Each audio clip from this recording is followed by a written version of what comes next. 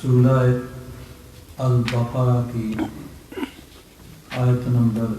231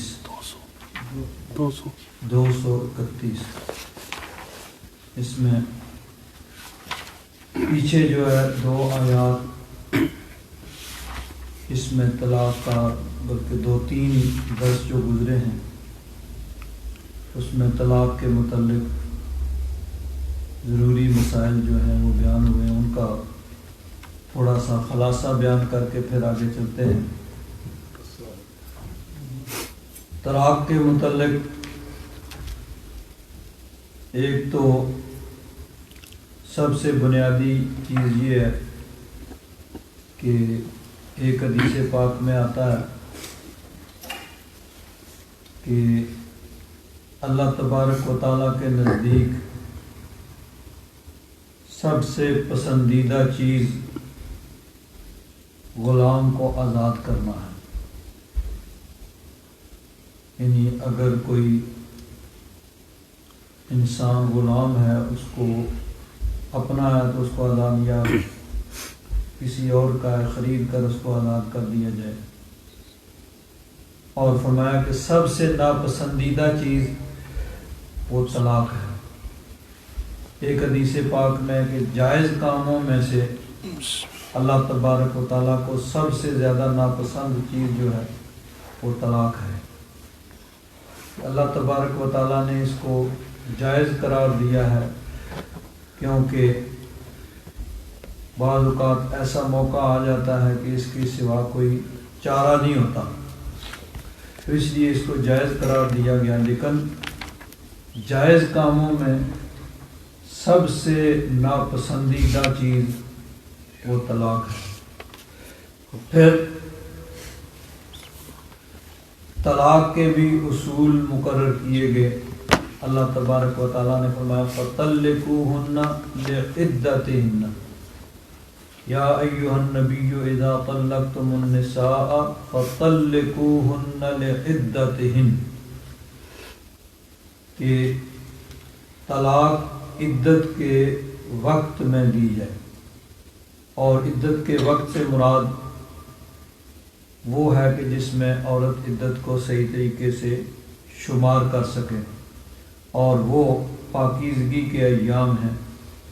ان ایام میں طلاق دی جائے۔ اب اگر حالت حیض میں طلاق دی جائے تو طلاق ہو جاتی ہے، لیکن یہ ناجائز اور گناہ ہے۔ پاکیزگی کے ایام میں طلاق، اگر اور کوئی صورت نہیں ہے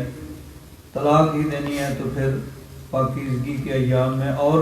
اس میں یہ ہے کہ ایک طلاق دی جائے اور پھر جب عدت گزر جائے تو اس کے بعد عورت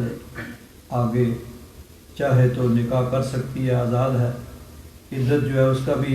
گزشتہ درسوں میں تفصیل سے ذکر ہو چکا ہے کہ جس طہر میں طلاق دی جائے اس کے بعد ایک حیض، پھر ایک طہر آئے گا، پھر دوسرا حیض، پھر طہر آئے، جب تیسرا حیض ختم ہوگا تو اس کی عدت ختم ہو جائے گی۔ یہ والمطلقات یتربصن بانفسہن ثلاثۃ قروء، 3 قروء یعنی 3 حیض گزر جائیں تو اس کی عدت ختم ہو جاتی ہے۔ تو یہ ہے سنت طریقہ، سب سے یعنی بہترین طریقہ۔ اگر دینی ہے اور کوئی چارہ نہیں ہے تو اس کا سب سے بہترین طریقہ یہ ہے کہ ایک طلاق دی جائے اور پھر اس کے بعد چھوڑ دیا جائے، اس کی عدت گزرے گی اس کے بعد وہ۔ اور دوسری صورت وہ بھی جائز ہے، یعنی یہ اس کو طلاق سنت کہا جاتا ہے کہ ایک طلاق دے کے اس کو چھوڑ دیا جائے حالت پاکیزگی میں، اور ایسا طہر جس میں یعنی قربت بھی نہ کی ہو۔ اور دوسرا طریقہ یہ ہے کہ ایک طہر میں ایک طلاق، پھر دوسرے طہر میں دوسری طلاق، پھر تیسرے طہر میں تیسری طلاق، یہ بھی جائز ہے، لیکن پہلے والی صورت بہتر ہے۔ اس کا فائدہ یہ ہے کہ جب ایک طلاق دی ہے تو عدت کے اندر رجوع کر سکتا ہے، اور اگر عدت گزر گئی ہے تو تو اس کے بعد بھی کسی وقت بھی اگر دونوں رضامند ہوں تو ان کا دوبارہ نکاح ہو سکتا ہے، کیونکہ اس نے صرف ایک طلاق دی ہے۔ اب جب تینوں دے دی ہیں تو اس کے بعد پھر دوبارہ نکاح والی صورت نہیں ہو سکتی۔ تو یہ تو ہیں ایک طلاق احسن یا سنت اور ایک طلاق جائز۔ باقی جو ہے ایک ہی طہر میں 3 طلاقیں دینا، یہ ایک ہی مجلس میں یا ایک ہی لفظ کے ساتھ طلاق طلاق طلاق، یہ صورتیں ناجائز ہیں، گناہ ہیں، اللہ تبارک و تعالیٰ کی نافرمانی ہے۔ لیکن طلاق بہرحال وہ واقعہ ہو جائے گی، چاہے ایک ہی مجلس میں دی ہیں یا ایک ہی لفظ کے ساتھ کہ تمہیں 3 طلاقیں دی ہیں، تمہیں طلاق دی ہے، طلاق دی ہے، طلاق، اس کی جو بھی صورت ہوگی، طلاق اگر 3 کہیں ہیں تو تینوں واقعہ ہو جائیں گی، لیکن یہ نافرمانی ہے اللہ تبارک و تعالیٰ کی اور اس کے احکام کی خلاف ورزی ہے، گناہ ہے، لیکن بہرحال واقعہ ہو جائیں گی۔ اب یہ چیز جو ہے پچھلے درس میں تفصیل سے بیان ہوئی۔ اللہ تبارک و تعالیٰ نے فرمایا، اس کی پچھلی 2 آیتیں جو ہم کا ترجمہ کرتے ہیں پھر آگے چلتے ہیں۔ الطلاق مرتان، طلاق تو 2 مرتبہ، یعنی جس کے بعد رجوع کا حق حاصل ہو۔ ایک طلاق دی ہے رجی، اس کے بعد رجوع کا حق ہے، پھر دوسری طلاق دی ہے، دوسری کے بعد بھی مرد کو رجوع کا حق ہے۔ تو فرمایا وہ طلاق جس کے بعد رجوع کا حق ہے وہ 2 مرتبہ ہی ہے۔ فَإِمْسَاكُمْ بِمَعْرُوفٍ أَوْ تَسْرِيحٌ بِإِحْسَانٍ، پھر اس کے بعد بھلائی کے ساتھ روک لینا ہے یا اچھے طریقے سے چھوڑ دینا ہے۔ یعنی اگر تو اس دوران کچھ ایسی صورت پیدا ہوئی کہ ان کے معاملات درست ہو گئے اور وہ صحیح طریقے سے رہنے کے لیے رضامند ہو کے تو مرد رجوع کر لے، اور اگر وہی پہلے والی صورت برقرار ہے اور ان کی رضامندی اور بہتری کی کوئی صورت نہیں ہے تو پھر تسریح باحسان، ٹھیک ہے بھئی اس کی عدت گزر جائے اور وہ آگے کہیں اور نکاح کرنا چاہے تو کر سکتی ہے۔ وَلَا يَحِلُّ لَكُمْ أَن تَأْخُذُوا مِمَّا آتَيْتُمُوهُنَّ شَيْئًا، اور تمہارے لیے یہ حلال نہیں ہے کہ تم ان سے لو جو کچھ تم نے انہیں دیا ہے، إِلَّا أَن يَخَافَا أَلَّا يُقِيمَا حُدُودَ اللَّهِ، ہاں یہ کہ دونوں فریقوں کو یہ ڈر ہو کہ وہ اللہ کی حدوں کو قائم نہیں رکھ سکیں گے۔ فَإِنْ خِفْتُمْ أَلَّا يُقِيمَا حُدُودَ اللَّهِ، بس اگر تمہیں یہ ڈر ہو کہ وہ اللہ کی حدوں کو قائم نہیں رکھ سکیں گے، فَلَا جُنَاحَ عَلَيْهِمَا فِي مَا افْتَدَتْ بِهِ، تو ان دونوں پر کوئی حرج نہیں ہے کہ جو وہ فدیہ دے، یعنی عورت کچھ خاوند کو دے کر طلاق لے لے، جس کو خلا کہا جاتا ہے۔ آج کل عام طور پر جو کورٹ کی طرف سے، عدالت کی طرف سے نکاح ختم کیا جاتا ہے اس کو بھی خلا کہا جاتا ہے، وہ عوامی زبان میں خلا، حالانکہ وہ فسخ نکاح ہوتا ہے کورٹ کا، کہ کورٹ یا قاضی یا جج اس نکاح کے ختم کرنے کی ڈگری جاری کرتا ہے۔ اصل میں خلا یہ ہوتا ہے کہ عورت خاوند کو کچھ دے کر اس سے نکاح لے، یعنی ویسے تو خاوند طلاق دینے کے لیے رضامند نہیں ہے، عورت اس کو حق مہر واپس کرے یا کوئی بھی چیز جس پہ ان دونوں کی رضامندی ہو، دونوں جس پہ اگری ہوں، وہ اس کو دے کے اس سے نکاح خرید، یعنی طلاق خرید لے، یہ ہوتا ہے خلا۔ تو یہ بھی صورت درست ہے۔ تلک حدود اللہ فلا تعتدوها، یہ اللہ کی حدیں ہیں بس تم ان سے آگے نہ بڑھو۔ ومن یتعد حدود اللہ فاولئک هم الظالمون، اور جو اللہ کی حدوں سے آگے بڑھتے ہیں تو وہی لوگ ظالم ہیں۔ فَإِن طَلَّقَهَا، اب یہ تیسری طلاق آ گئی۔ پہلے فرمایا کہ الطلاق مرتان، وہ طلاق جس میں رجوع کا حق ہے وہ تو 2 مرتبہ ہے۔ فَإِن طَلَّقَهَا، یہاں سے مراد تیسری ہے کہ اب اگر تیسری بھی طلاق دے دی ہے، فَلَا تَحِلُّ لَهُ، تو پھر وہ عورت اس مرد کے لیے حلال نہیں. تحلو ہیا ضمیر اس کا مرجع ہے، یعنی وہ عورت، لہو ہو ضمیر کا مرجع ہے، وہ مرد اس کا جو خاوند تھا. تو یہ عورت اس خاوند اس مرد کے لیے حلال نہیں ہے. من بعد اس کے بعد، یعنی جب تیسری طلاق دے دی، حتی تنکح زوجا غیرہ، یہاں تک کہ وہ کسی اور خاوند سے نکاح کرے. فَإِن طَلَّقَهَا،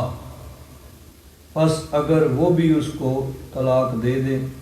فَلَا جُنَاحَ عَلَيْهِمَا أَن يَتَرَاجَعَا، تو پھر ان پہ کوئی حرج نہیں ہے کہ وہ دونوں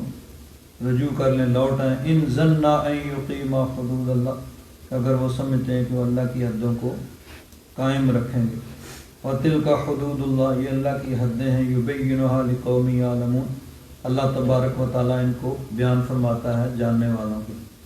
اب یہاں یہ صورت ہے کہ اگر تینوں طلاقیں دے دی ہیں، ایک یا دو طلاق میں تو رجوع کا حق ہوتا ہے عدت کے اندر. اگر عدت گزر گئی ہے تو عدت کے بعد بھی کسی وقت بھی، سال، 2 سال، 10 سال، 20 سال بعد بھی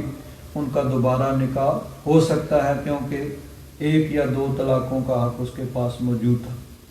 اب اگر تینوں دے دیے تو تینوں کے بعد اب نہ رجوع ہو سکتا ہے، نہ ان کا دوبارہ نکاح ہو سکتا ہے.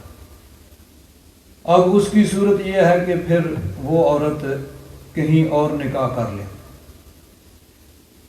اب اگر وہاں پر بھی اس کا پہلی تو یہ بات ہے کہ عدت گزرے گی، عدت گزرنے کے بعد پھر وہ کسی اور جگہ نکاح کرے. اگر وہاں پر بھی گزارا نہیں ہوتا ہے، کوئی ایسی صورت پیدا ہوئی کہ اس نے بھی اس کو طلاق دے دی، اب عدت گزرنے کے بعد پہلے خاوند کے لیے اس سے نکاح کرنا جائز ہے، یعنی اس پہلے والے سے اس کا نکاح ہو سکتا ہے. آج کے دور میں جو بعض اوقات اس طرح کیا جاتا ہے کہ اس نیت سے نکاح کیا جاتا ہے کہ وہ پہلے خاوند کے لیے حلال ہو جائے، اس سے اس کا نکاح درست ہو جائے، تو یہ صورت ناجائز، حرام اور گناہ ہے. جو لوگ بھی اس میں مشورے میں یا نکاح میں شامل ہیں، سب کے سب گناہ گار ہیں کہ اس نیت سے جو نکاح کیا جا رہا، جس کو عام طور پر آج کل کی زبان میں حلالہ کہا جاتا ہے، وہ سخت ناجائز اور گناہ ہے. لیکن اب نیتوں کا حال تو اللہ تبارک و تعالیٰ جانتا ہے. اگر کسی آدمی نے اپنی بیوی کو 3 طلاقیں دے دی ہیں، پھر اس کا کہیں اور نکاح ہوا، وہاں وہ رہی، پھر اس کے بعد وہاں سے طلاق ہو گئی عدت گزرنے کے بعد، اب وہ پہلے خاوند کے ساتھ اس کا نکاح درست ہے. لیکن اگر اس نیت سے نکاح کیا گیا تھا تو جو اس میں شامل تھے مشورے میں یا اس نکاح میں، وہ سب کے سب اللہ تبارک و تعالیٰ کی نافرمانی کے مرتکب بھی اور سخت گناہ گار ہیں. تو یہ چیز جو ہے، یہ اس نیت سے نکاح کرنا کہ وہ پہلے خاوند کے لیے حلال ہو جائے، یہ ناجائز اور حرام اور گناہ ہے. یہی ہے کہ ٹھیک ہے بھئی، اللہ تبارک و تعالیٰ نے اس کے لیے ایک رعایت رکھی تھی کہ اس کو 3 طلاقوں کا حق دیا. اب اس نے بیک وقت 3 دے دیں یا الگ الگ 3 دے دیں، تو جو اس کے لیے رعایت تھی وہ ختم ہو گئی. تو اس کے لیے ٹھیک ہے، پھر اب حالات کے لیے سارے جو ہیں وہ تیار ہوں، حالات کا مقابلہ کریں. عام طور پر یہی ہوتا ہے کہ وہ جذباتی انداز میں ایک ہی وقت میں غصے میں آ کے وہ 3 طلاقیں دے دیتے ہیں. اب اس کے بعد پھر بچوں کا معاملہ ہے، رشتہ داری کے معاملات ہیں، یہ ہے وہ ہے، پھر لوگ ادھر ادھر سے پڑھتے ہیں، اچھا جی اب کیا کریں جی، اب کوئی مسئلہ نکالو جی، کوئی صورت نکالو جی. اب کہاں سے نکلے؟ جو اللہ تعالیٰ نے رعایت رکھی تھی وہ تو خود ختم کر دی. اور اب ایک نیا سلسلہ چلا ہے کہ ایک گروہ یہ کہتا ہے کہ جی اکٹھی 3 اگر دی جائیں تو وہ 3 ہوتی نہیں، 1 ہوتی ہے. پھر سب لوگ ادھر سے فتویٰ لے لیتے ہیں اور بس ٹھیک ہے جی وہ کسی نے کہہ دیا. تو مقصد تو صرف یہی ہوتا ہے نا بھئی، کہیں سے اپنی مرضی کا مسئلہ مل جائے. تو اپنی مرضی کا مل گیا، ٹھیک ہے بھئی، فلاں نے کہہ دیا، فلاں نے کہہ دیا، تو ہو گیا. قرآن پاک یہ کہتا ہے کہ دو ہیں، الطلاق مرتان، دو طلاقوں تک رجوع کا حق ہے، ایک دی ہے تو اب بھی رجوع کا حق ہے، دو دی ہیں تب بھی رجوع کا حق ہے، عدت کے اندر رجوع نہیں بھی کیا ہے تو پھر بھی بعد میں بھی نکاح ہو سکتا ہے۔ لیکن فَإِن طَلَّقَهَا، جب تیسری بھی دے دی، اس میں یہ نہیں ہے کہ اکٹھی دی ہیں یا الگ الگ دی ہیں۔ قرآن پاک بڑا واضح الفاظ میں یہ فرما رہا ہے کہ جب تیسری دے دی ہے تو اب وہ اس کے لیے حلال نہیں ہے، اس کی صورت یہی ہے کہ ٹھیک ہے بھئی وہ کہیں اور نکاح کر لے۔ تو اب چونکہ خود اپنی جو رعایت شریعت نے اللہ رسول نے دی تھی اس کو خود ختم کیا ہے تو پھر حالات کا مقابلہ بھی کرنا چاہیے اور سب حالات جو پیش ہیں ان کے لیے تیار رہنا چاہیے۔ ہاں اگر یہ صورت ہے کہ صحیح رہنے کی نیت سے نکاح کیا تھا لیکن وہاں پہ اگر گزارا نہیں ہوا ہے، وہاں سے طلاق ہو گئی ہے، تو عدت گزرنے کے بعد وہ پہلے خاوند کے ساتھ اس کا نکاح شرعاً جائز ہے، ہو سکتا ہے، لیکن اس کی یہی صورت ہے کہ صحیح رہنے کی نیت سے نکاح کیا جائے، پھر اگر طلاق ہو جائے تو پھر پہلے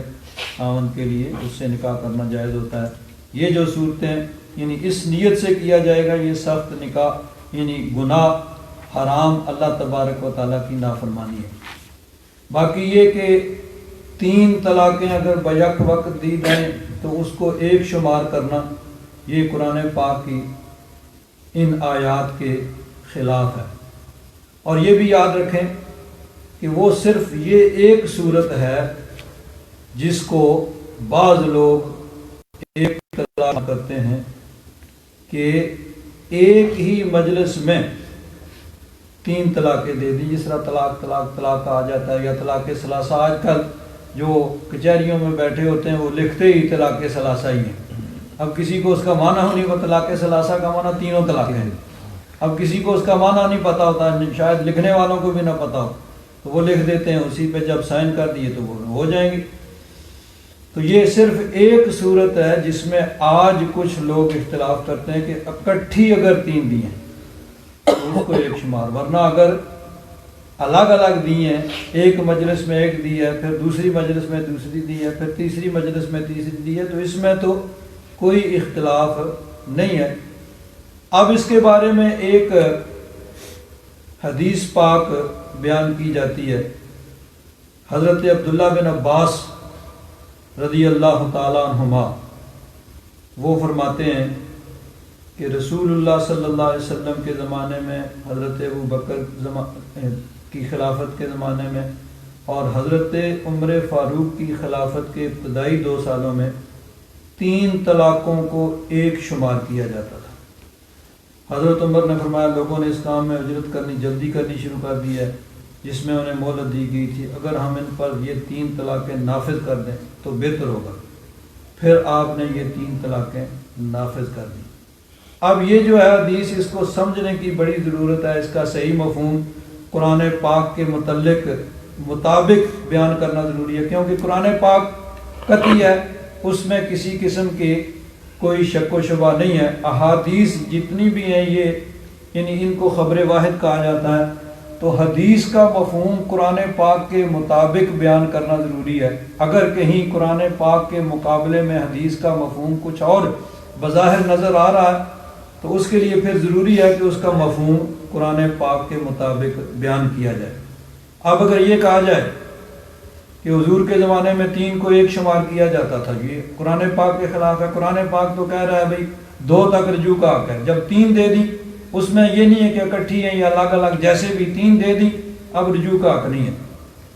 تو پھر یہ نبی کریم صلی اللہ علیہ وسلم کے زمانے میں قرآن پاک کی مخالفت ہو اور حضور منع نہ فرمائے، یہ کیسے ممکن ہے؟ حضرت صدیق اکبر کے زمانے میں بھی ایسے ہو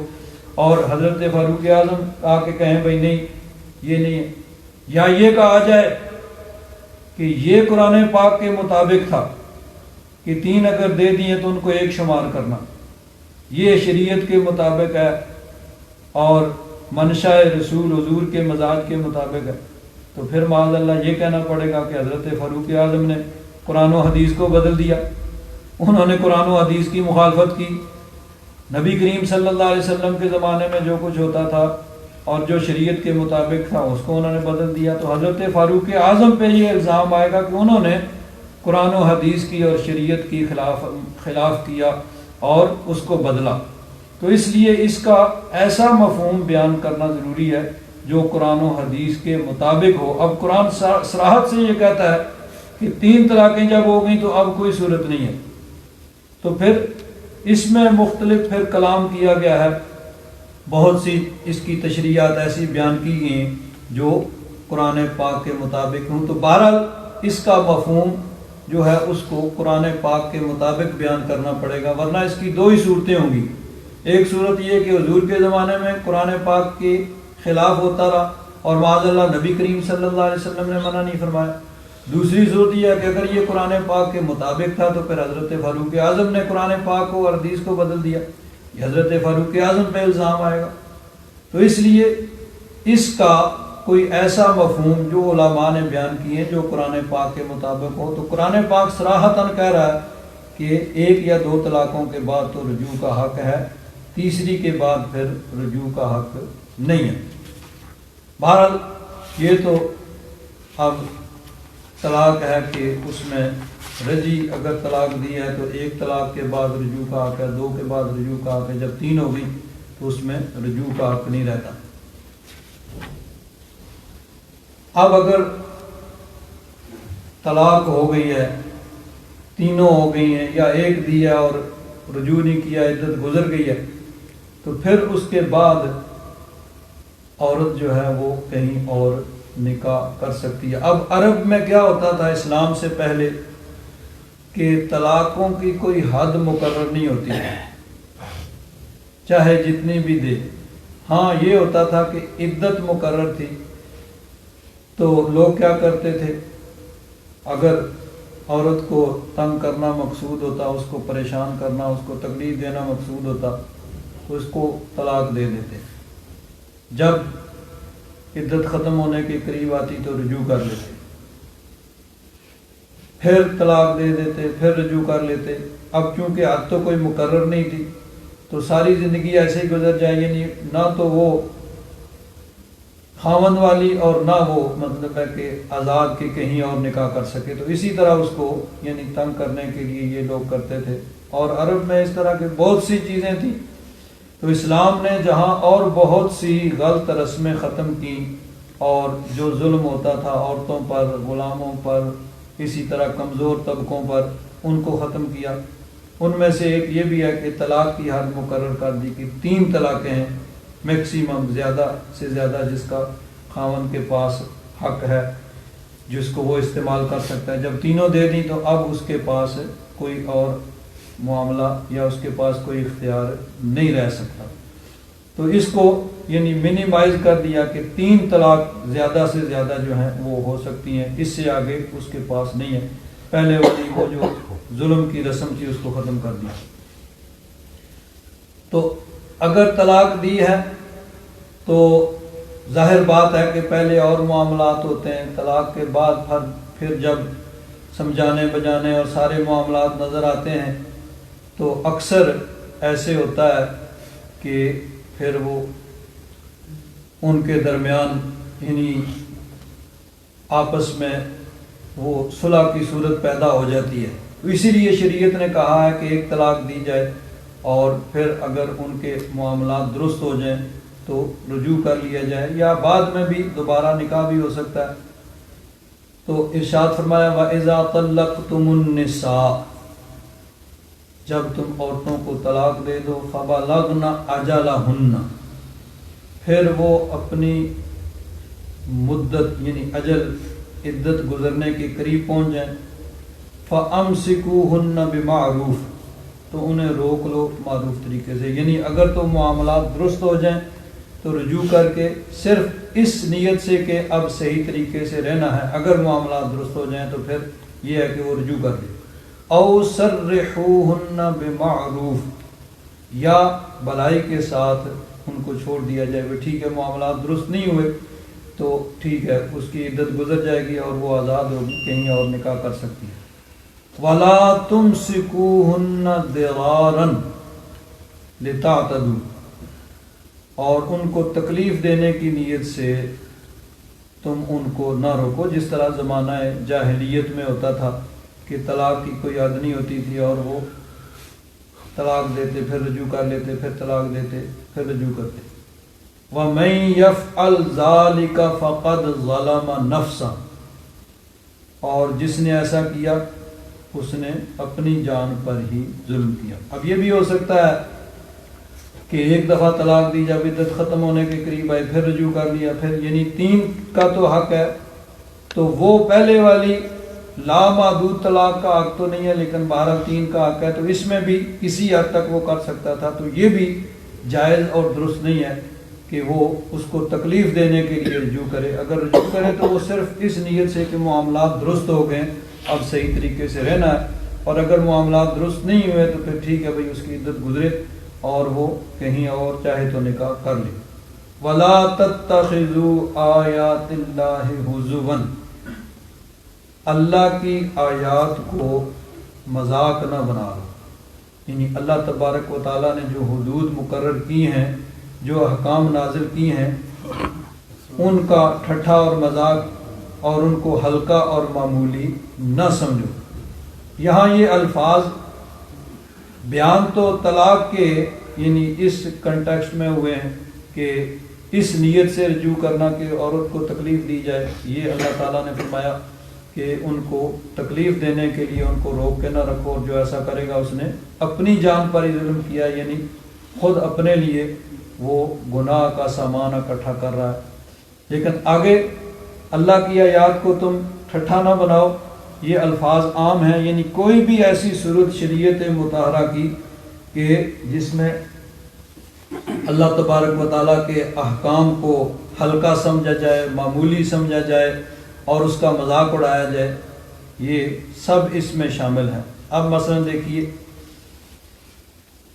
کسی کو اگر کہا جائے کہ بھائی نماز پڑھا کرو،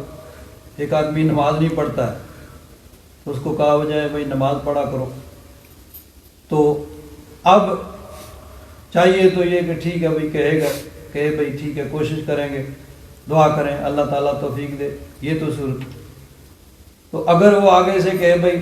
دیکھا ہوا ہے نمازیوں کو، نمازی جو کچھ کرتے ہیں وہ بھی ہم جانتے ہیں، یعنی بجائے اس کے کہ وہ اس چیز کا عمل کرے یا اپنی کوتاہی اور کمزوری کو مانے،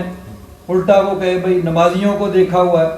تو یہ ایسی صورت ہوتی ہے بڑی خطرناک صورت، یعنی یہ اسی میں وَلَا تَتَّخِذُوا آیَاتِ اللَّهِ ہُزُوًا کہ اللہ کی آیات کو تم ٹھٹھا اور مذاق نہ بناؤ۔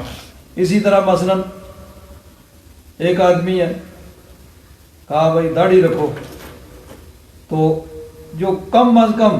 منیمم یہ ہونا چاہیے کہ وہ کہے بھائی ٹھیک ہے دعا کریں اللہ تعالیٰ مجھے توفیق دے، مجھ میں کمزوری ہے، کوتاہی ہے، اللہ تعالیٰ توفیق دے۔ تو اگر وہ کہے کہ دیکھا ہوا ہے داڑھیوں والوں کو، داڑھیوں والے کیا کرتے ہیں وہ ہم جانتے ہیں، تو یہ چیز جو ہوتی ہے نا بڑی خطرناک ہوتی ہے، اب اصلاح کی پھر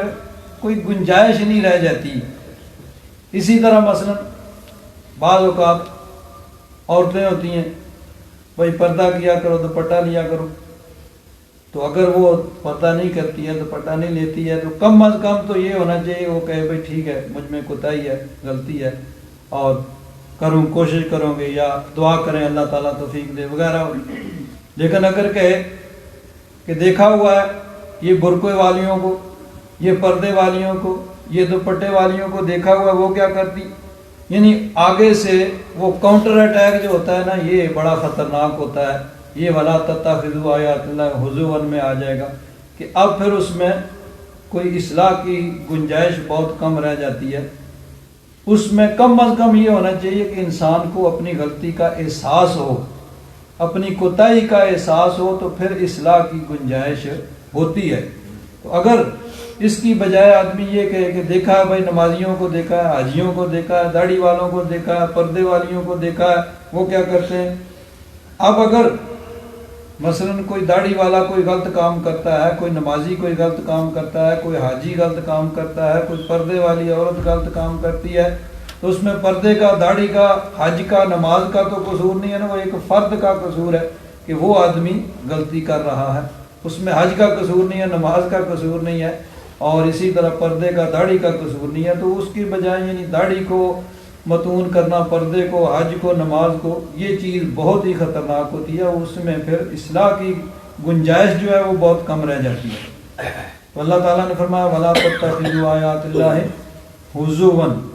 اللہ کی آیات کو تم ٹھٹھا اور مذاق نہ بناؤ۔ وَاذْكُرُوا نِعْمَةَ اللَّهِ عَلَيْكُمْ، اور اللہ تبارک و تعالیٰ کی نعمتیں جو تم پہ ہیں ان کو یاد کرو۔ وَمَا أَنزَلَ عَلَيْكُم مِّنَ الْكِتَابِ وَالْحِكْمَةِ يَعِظُكُم بِهِ، اور جو اللہ تبارک و تعالیٰ نے تم پر کتاب نازل کی اور حکمت جس کے ساتھ تمہیں نصیحت فرماتا ہے۔ اب اللہ تبارک و تعالیٰ کی کتنی بڑی نعمت ہے کہ اللہ تبارک و تعالیٰ نے ہمیں اپنے محبوب کی امت میں پیدا فرمایا۔ نبی کریم صلی اللہ علیہ وسلم کی امت کے اندر پیدا ہونے کی بڑے بڑے جلیل القدر اولو العزم انبیاء انہوں نے خواہش ظاہر کی۔ حضرت موسیٰ علیہ السلام نے اللہ تبارک و تعالیٰ کی بارگاہ میں ایک مرتبہ امتوں کو ملاحظہ کیا، حضور کی امت دیکھی، اس کی شان دیکھی، تو اللہ تعالیٰ کی بارگاہ میں عرض کیا کہ یا رب ذوالجلال یہ امت مجھے عطا فرما دے۔ اللہ تعالیٰ نے فرمایا کہ یہ تو میرے محبوب کی امت ہوگی۔ تو حضرت موسیٰ علیہ السلام نے ارشاد فرمایا کہ یا رب ذوالجلال، عرض کیا یا رب ذوالجلال اگر یہ امت مجھے نہیں ملتی تو مجھے اس امت میں کر دے، اپنے محبوب کی امت میں کر دے۔ تو جن کی امت میں ہونے کی خواہش اور دعا حضرت موسیٰ علیہ السلام جیسا جلیل القدر پیغمبر کر رہا ہے، اللہ تبارک و تعالیٰ نے محض اپنے فضل سے ہمیں اس امت کے اندر پیدا کیا، کہ جس کے بارے میں فرمایا کنتم خیر امت اخرجت للناس، کہ تم سب سے بہترین امت ہو جو لوگوں کے لیے پیدا کی گئی ہے۔ تو یہ اللہ تبارک و تعالیٰ کا کتنا بڑا فضل اور کتنی بڑی اس کی نعمت ہے کہ اللہ تبارک و تعالیٰ نے ہمیں محض اپنے فضل و کرم سے عطا فرمائی۔ تو اللہ تعالیٰ نے فرمایا وَاذْكُرُوا نِعْمَةَ اللَّهِ عَلَيْكُمْ، اللہ تبارک و تعالیٰ کی نعمت تم اپنے اوپر یاد کرو۔ اور اللہ تبارک و تعالیٰ کی بے شمار نعمتیں ہیں، اللہ تبارک و تعالیٰ کی نعمتوں کی کوئی حد نہیں ہے۔ اللہ تعالیٰ نے فرمایا وَإِن تَعُدُّوا نِعْمَةَ اللَّهِ لَا تُحْصُوهَا، کہ اگر تم اللہ تبارک و تعالیٰ کی نعمتوں کو گننا چاہو، شمار کرنا چاہو، تو اللہ تبارک و تعالیٰ کی نعمتوں کو تم گن نہیں سکتے، شمار نہیں کر سکتے۔ اب دیکھیے بزرگ فرماتے ہیں کہ انسان سانس لیتا ہے تو ہر سانس میں اللہ تبارک و تعالیٰ کی دو نعمتیں ہیں، ایک ہے سانس کا اندر جانا اور ایک ہے سانس کا باہر آنا۔ ایک سانس میں دو نعمتیں ہیں کہ اگر سانس اندر نہیں جائے گا تو موت واقع ہو جائے گی، اور اگر اندر سے باہر نہیں آئے گا تو پھر بھی موت واقع ہوگی۔ تو ایک سانس میں دو اللہ تعالیٰ کی نعمتیں ہیں۔ اب اس سے آگے حساب لگائیے کہ صبح سے شام تک 24 گھنٹے میں اللہ تبارک و تعالیٰ کی کتنی نعمتیں ہم پہ ہیں، اور زندگی میں ہر لمحے پہ کتنی اللہ تعالیٰ کی نعمتیں ہیں کہ اللہ تعالیٰ نے فرمایا کہ اللہ تعالیٰ کی نعمتوں کو گننا چاہو تو تم اللہ تعالیٰ کی نعمتوں کو گن نہیں سکتے۔ اور یہ تو عمومی نعمتیں ہیں، سب سے بڑی نعمت اللہ تبارک و تعالیٰ کی وہ نبی کریم صلی اللہ علیہ وسلم کی تشریف آوری ہے کہ حضور نبی کریم صلی اللہ علیہ وسلم کو اللہ تبارک و تعالیٰ نے مبعوث فرمایا۔ اللہ تعالیٰ نے قرآن پاک میں ارشاد فرمایا یا ایھا النبی انا ارسلناک شاہدا ومبشرا ونذیرا وداعیا الی اللہ وسراج باذنہ وسراجا منیرا۔ یہ حضور کی شان بیان کی کہ اے پیارے محبوب، ہم نے آپ کو شاہد، مبشر، نذیر، داعی اللہ باذنہ اور سراج منیر بنا کے بھیجا۔ آگے فرمایا وبشر المؤمنین بان لهم من اللہ فضلا کبیرا۔ محبوب مومنوں کو خوشخبری سنا دو کہ ان کے لیے اللہ تبارک و تعالیٰ کا سب سے بڑا فضل۔ تو سب سے بڑی نعمت اللہ تبارک و تعالیٰ کی حضور کی تشریف آوری ہے۔ حضور نبی کریم صلی اللہ علیہ وسلم اللہ تبارک و تعالیٰ کی سب سے بڑی نعمت ہیں، اور اللہ تبارک و تعالیٰ نے محض اپنے فضل و کرم سے ہمیں اپنے محبوب کی امت کے اندر پیدا کیا، اور یہ ایسی نعمت ہے کہ جس کا جتنا بھی اللہ تبارک و تعالیٰ کا شکر ادا کیا جائے اتنا ہی کم ہے۔ اب دیکھیے پہلی امتوں کا اگر اس امت کے ساتھ موازنہ کیا جائے تو پہلی امتوں نے عبادات بہت کی، اس امت کے پاس عبادت کے لیے وقت کم ہے، لیکن اللہ تبارک و تعالیٰ نے اپنے محبوب کے صدقے میں تھوڑی عبادت پہ بہت زیادہ ثواب اس امت کو عطا فرمایا، اور اس امت کو بہت زیادہ ثواب عطا فرما رہا ہے، جس کی ایک مثال لیلۃ القدر بھی ہے کہ ایک رات میں اگر عبادت کی جائے تو 1000 مہینوں کی عبادت سے وہ زیادہ کا ثواب عطا ہوتا ہے۔ ایک حدیث پاک میں نبی کریم صلی اللہ علیہ وسلم نے ارشاد فرمایا کہ اپنی امت اور دیگر امتوں کا موازنہ کرتے ہوئے کہ میری امت پر اللہ تبارک و تعالیٰ کا کتنا فضل ہے اور میری امت کے اجر و ثواب میں اللہ تبارک و تعالیٰ نے کتنا اضافہ فرمایا، حضور نے فرمایا کہ اس کو ایک مثال کے ساتھ کہ مثلا ایک آدمی ہے، اس نے کوئی کام کروانا ہے، اس نے کچھ مزدوروں کو کام پہ لگایا اور ان کو کہا کہ تم صبح سے دوپہر تک کام کرو۔ انہوں نے صبح سے دوپہر تک کام کیا، اس نے مثال کے طور پر ایک دینار ان کے لیے مقرر کیا کہ تمہیں ملے گا۔ دوپہر تک انہوں نے کام کیا، ان کو ایک دینار مل گیا۔ پھر کچھ اور مزدور لگایا، ان کو کہا تم دوپہر سے ظہر سے عصر تک کام کرو، تمہیں ایک دینار ملے گا۔ انہوں نے عصر تک کام کیا، ان کو ایک دینار مل گیا۔ پھر اس نے کچھ کام پہ لگایا، اس نے کہا عصر سے مغرب تک کام کرو، تمہیں 2 دینار ملیں گے۔ اب پہلے لوگ اگر اعتراض کریں بھئی ہم نے کام زیادہ کیا اور اجرت تھوڑی، اور انہوں نے کام تھوڑا کیا اور اجرت زیادہ، تو حضور فرماتے ہیں وہ کام والا کہہ سکتا ہے بھئی تم پر کوئی ظلم تو نہیں کیا، تم سے جو مقرر ہوا تھا وہ تمہیں دے دیا، تمہاری رضامندی سے مقرر ہوا تھا وہ تمہیں دے دیا، اب یہ میری اپنی مرضی ہے کہ میں چاہوں تو بغیر کام کے ان کے دے دوں۔ تو یہ حضور کی امت کی مثال ہے کہ حضور کی امت عبادت تھوڑی کرتی ہے لیکن اس کے لیے اجر و ثواب اللہ تبارک و تعالیٰ نے زیادہ رکھا ہوا ہے۔ تو یہ محض حضور نبی کریم صلی اللہ علیہ وسلم کی برکت ہے، حضور نبی کریم صلی اللہ علیہ وسلم کی نسبت ہے کہ حضور اللہ تبارک و تعالیٰ کے محبوب ہیں، اور اللہ تبارک و تعالیٰ نے اپنے محبوب کی امت کو یہ حضور کی وجہ سے اس کے اجر و ثواب کے اندر اضافہ فرمایا۔ تو اللہ تعالیٰ نے فرمایا وَاذْكُرُوا نِعْمَةَ اللَّهِ عَلَيْكُمْ، تم اپنے اوپر اللہ تعالیٰ کی نعمت کو یاد کرو، وَمَا أَنزَلَ عَلَيْكُمْ مِنَ الْكِتَابِ وَالْحِكْمَةِ، اور جو اس نے تم پر کتاب اور حکمت نازل فرمائی۔ اب کتاب اور حکمت 2 چیزیں ہیں، یہاں کتاب سے مراد قرآن پاک ہے اور حکمت سے مراد احادیث مبارکہ، نبی کریم صلی اللہ علیہ وسلم کے ارشادات، تو دونوں اللہ تبارک و تعالیٰ کی طرف سے نازل کیے۔ اللہ تعالیٰ نے فرمایا وَمَا أَنزَلَ عَلَيْكُم مِّنَ الْكِتَابِ وَالْحِكْمَةِ، کہ اس نے تم پر کتاب اور حکمت نازل فرمائی۔ قرآن پاک کو سمجھنے کے لیے احادیث کی مدد لینا ضروری ہے۔ جب تک احادیث مبارکہ کی مدد نہ لی جائے قرآن پاک کو سمجھا نہیں جا سکتا۔ قرآن پاک کو سمجھنے کے لیے حضور کے ارشادات سے مدد حاصل کرنا ضروری ہے، اور یہ دونوں چیزیں یاد رکھیں کہ اللہ تعالیٰ کی طرف سے، کہ اللہ تعالیٰ نے فرمایا کہ اسی نے کتاب و حکمت نازل فرمائی ہے۔ ہاں یہ ہے کہ جس کے متعلق حضور نے فرمایا یہ قرآن پاک ہے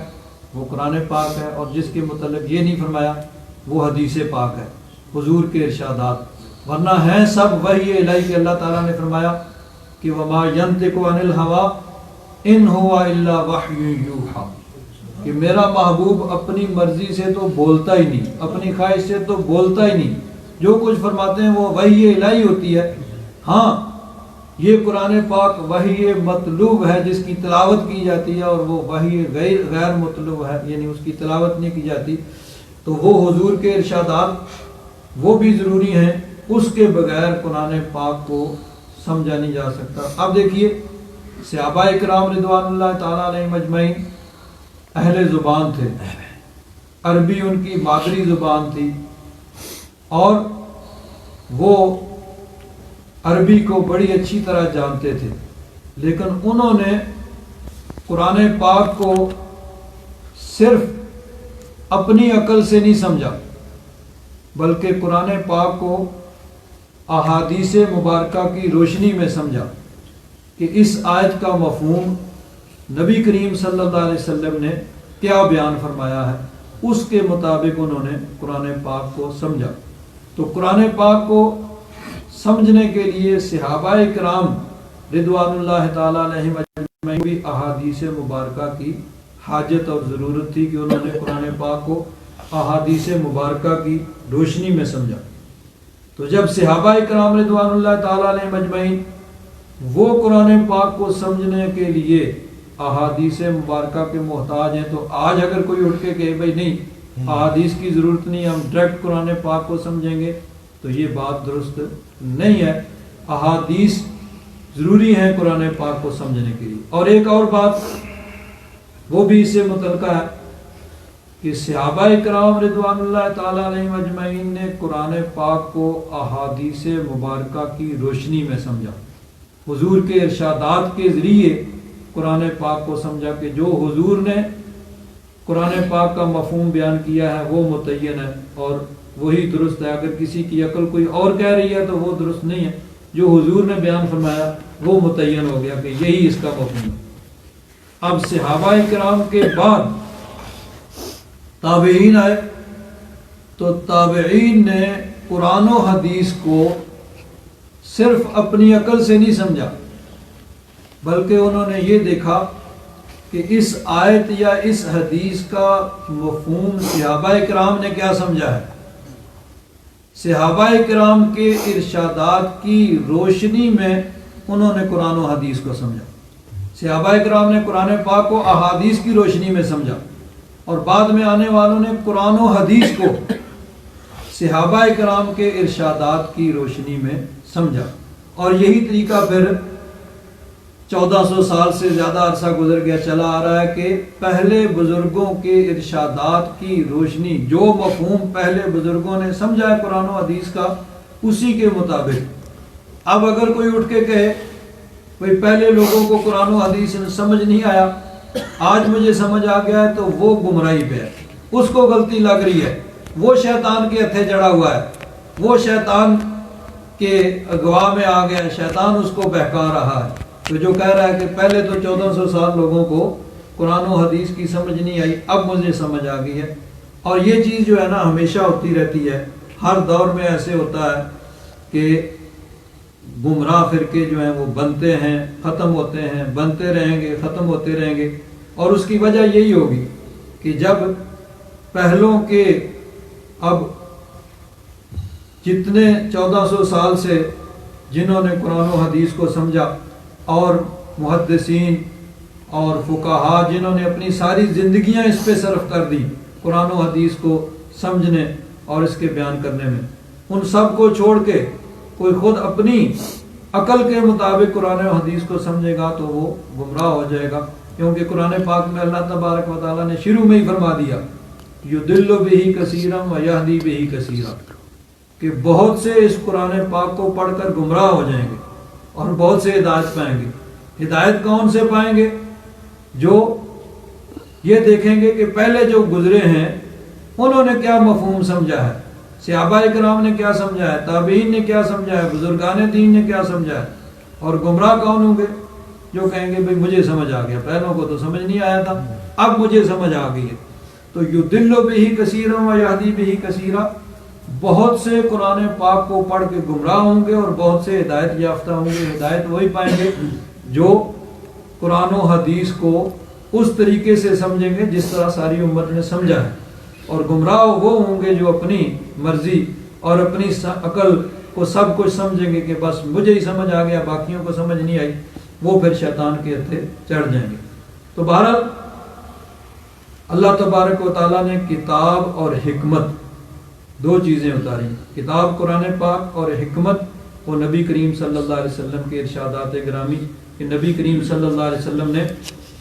یعنی قرآن پاک کی مفہوم بیان کیا، اور نبی کریم صلی اللہ علیہ وسلم کا منصب اللہ تبارک و تعالیٰ نے یہی بیان فرمایا کہ حضور نبی کریم صلی اللہ علیہ وسلم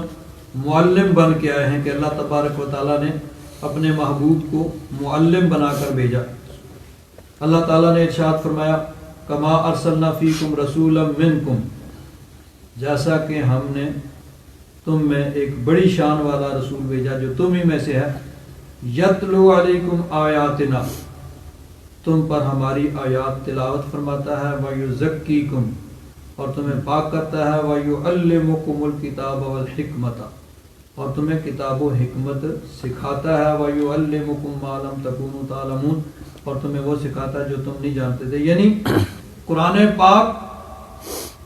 کتاب الہی ہے، کلام الہی ہے، لیکن قرآن پاک کو سمجھنے کے لیے اس کے محبوب سے بے نیاز نہیں ہو سکتے۔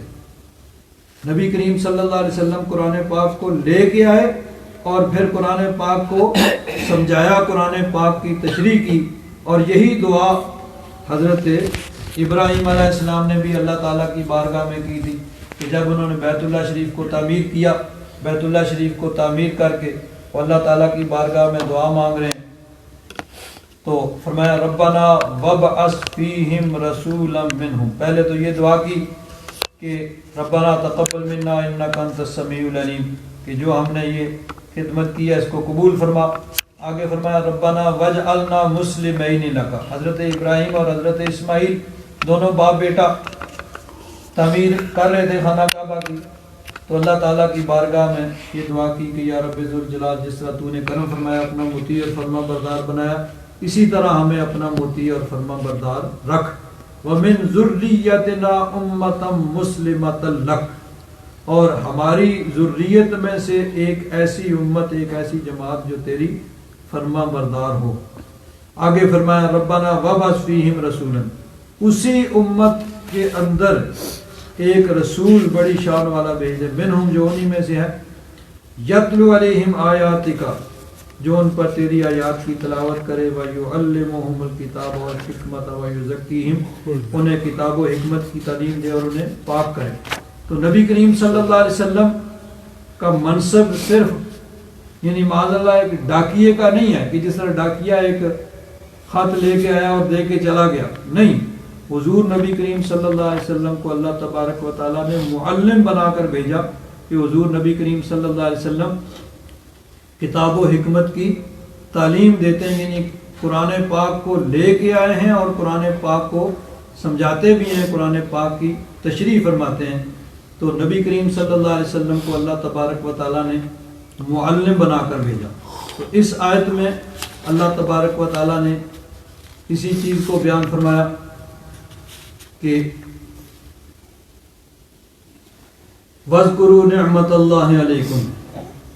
اللہ کی نعمت اپنے اوپر یاد کرو، یعنی اللہ تبارک و تعالیٰ نے تمہیں اپنے فضل و کرم سے اپنے محبوب کی امت میں پیدا کیا، وَمَا أَنزَلَ عَلَيْكُمْ مِنَ الْكِتَابِ وَالْحِكْمَةِ، اور جو اس نے تم پر نازل فرمائی کتاب اور حکمت، یعظکم بہ، اللہ تبارک و تعالیٰ تمہیں اس کے ساتھ نصیحت فرماتا ہے، واتقوا اللہ، اللہ تبارک و تعالیٰ سے ڈرتے رہو، وَاعْلَمُوا، اور جان رکھو، ان اللہ بکل شیء علیم، کہ اللہ تبارک و تعالیٰ ہر شے کو جاننے والا ہے۔ وَإِذَا طَلَّقْتُمُ النِّسَاءَ، پھر آگے اسی کی طرف رجوع فرمایا کہ جب تم عورتوں کو طلاق دو، فَبَلَغْنَ أَجَلَهُنَّ، پس وہ اپنی مدت کو پہنچ جائیں۔ اب یہ الفاظ وہی ہیں، پچھلی آیت میں بھی یہی تھا وَإِذَا طَلَّقْتُمُ النِّسَاءَ فَبَلَغْنَ أَجَلَهُنَّ، اور یہاں بھی یہی وَإِذَا طَلَّقْتُمُ النِّسَاءَ فَبَلَغْنَ أَجَلَهُنَّ۔ اور یہ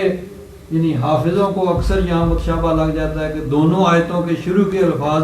یہ ایک ہی ہیں، وَإِذَا طَلَّقْتُمُ النِّسَاءَ فَبَلَغْنَ أَجَلَهُنَّ۔ پیچھے مراد یہ تھی کہ طلاق دیا اور عدت ختم ہونے کے قریب ہے، تو اب یا تو اگر صحیح طریقے سے رہنا ہے تو رجوع کر لو، اور اگر نہیں تو پھر بھلائی کے ساتھ ان کو عدت ختم ہونے دو تاکہ وہ کہیں اور نکاح کر لیں۔ اب یہاں مراد یہ ہے کہ یعنی رجوع نہیں کیا ہے، ان کی عدت ختم ہو گئی ہے۔ تو اب کیا ہوتا تھا جاہلیت کے زمانے میں بھی ہوتا تھا، اور آج بھی شاید ایسے بہت مواقع پہ ایسا ہوتا ہوگا کہ ایک آدمی کسی عورت کو طلاق دے دیتا ہے، اب چاہتا یہ ہے کہ وہ کوئی اور بھی اس سے نکاح نہ کرے، یا کوئی کرنا چاہے تو وہاں رکاوٹیں ڈالے. تو اللہ تعالیٰ نے فرمایا فَلَا تَعْضُلُوهُنَّ أَن يَنكِحْنَ أَزْوَاجَهُنَّ، پس تم انہیں نہ روکو کہ وہ نکاح کریں اپنے خاوندوں سے، یعنی جن کے ساتھ جہاں وہ ان کی رضامندی ہو. تو اب اس میں وہ پہلا خاوند بھی شامل ہے کہ جب طلاق دے دی، اس کی عدت گزر گئی، اب اس کے نکاح میں کسی طرح رکاوٹ ڈالنا، اور اس میں دیگر جو متعلقہ حضرات ہیں وہ بھی شامل ہیں کہ وہ بھی اس میں رکاوٹ نہ ڈالیں کہ اب اگر وہ کہیں اور نکاح کرنا چاہے تو اس میں کسی طرف سے رکاوٹ بلا وجہ نہیں ہونی چاہیے. اذا ترادوا بینہم بالمعروف، جب کہ وہ آپس میں معروف طریقے سے شریعت کے مطابق مروجہ اصولوں کے مطابق اگر وہ نکاح کرنا چاہتی ہے تو اس میں رکاوٹ نہیں ڈالنی چاہیے. ذالک یوعظ بہ من کان یؤمن باللہ والیوم الآخر، اس کی نصیحت فرماتا ہے، اس کے ذریعے سے اللہ تبارک و تعالیٰ تمہیں نصیحت فرماتا ہے، کس کو؟ من کان یؤمن باللہ والیوم الآخر، جو اللہ تبارک و تعالیٰ اور یوم آخرت پر ایمان رکھتے ہیں. ذالکم ازکا لکم واطہر، یہ تمہارے لیے بہت بہتر ہے اور بہت پاکیزہ ہے. واللہ یعلم وانتم لا تعلمون، اور اللہ تبارک و تعالیٰ جانتا ہے اور تم نہیں جانتے. یہاں پہ ایک بڑا اہم مسئلہ یہ بھی ہے کہ اللہ تبارک و تعالیٰ نے فرمایا فلا تعضلوهن ان ينكحن ازواجهن، کہ عورتوں کو نہ روکو کہ وہ نکاح کریں اپنے خاوندوں سے. یہاں سے یہ مسئلہ علماء نے بیان کیا ہے کہ عورت کی مرضی کے بغیر اس کا نکاح نہیں ہو سکتا، اس کی رضامندی ضروری ہے، اس کی رضامندی کے بغیر اس کا نکاح درست نہیں ہے. اب اس میں دونوں چیزیں ضروری ہوتی ہیں. ایک چیز ہے کہ بعض اوقات سرپرست یا والدین وہ کوئی ایسا فیصلہ کرتے ہیں جو مطلب عورت کو پسند نہیں ہے. بعض اوقات خاص طور پر یورپ کے اندر نوجوان جو ہیں، بچے بچیاں، وہ ایسا فیصلہ کرتے ہیں جو نامناسب ہوتا ہے. تو دونوں چیزوں کی رعایت ضروری ہے. نوجوانوں کو بزرگوں کے تجربات سے فائدہ اٹھانا چاہیے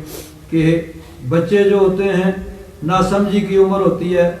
لیکن سمجھتے ہیں کہ ہم بہت زیادہ عقل مند ہو گئے ہیں، ہوتے نہ سمجھ ہیں اور سمجھتے ہیں کہ بہت زیادہ عقل مند ہو گئے ہیں، اور اسی سے میں وہ مار کھا جاتے ہیں. اور ان کو بزرگوں کے تجربے سے فائدہ اٹھانا چاہیے اور بزرگوں کو ان کے جذبات اور احساسات کا خیال کرنا چاہیے. یعنی اگر باہمی رضامندی سے مشورے سے کوئی فیصلہ ہوگا تو وہ سب سے بہتر ہوگا، اور اگر کسی بھی طرف سے ہٹ درمی کا مظاہرہ کیا جائے گا تو اس کا بالآخر نقصان ہوگا، چاہے وہ بچوں کی طرف سے کیا جائے چاہے بڑوں کی طرف سے کیا جائے. جب بلا وجہ ضد اور ہٹ درمی کی جائے گی تو اس کا ہمیشہ نقصان ہوگا. اور اگر مشورے کے ذریعے سے، افہام و تفہیم کے ذریعے سے جو فیصلہ کیا جائے گا وہ ہمیشہ پائیدار ہوگا اور وہ بہتر ہوگا. الحمدللہ رب العالمین، والصلاۃ والسلام علی حبیبنا سیدنا مولانا محمد وعلی آلہ واصحابہ اجمعین. اللہم انک عفو کریم تحب العفو فاعف عنا یا غفور یا غفور یا غفور. صلی اللہ تعالی علی حبیبہ سیدنا مولانا محمد وعلی آلہ واصحابہ اجمعین.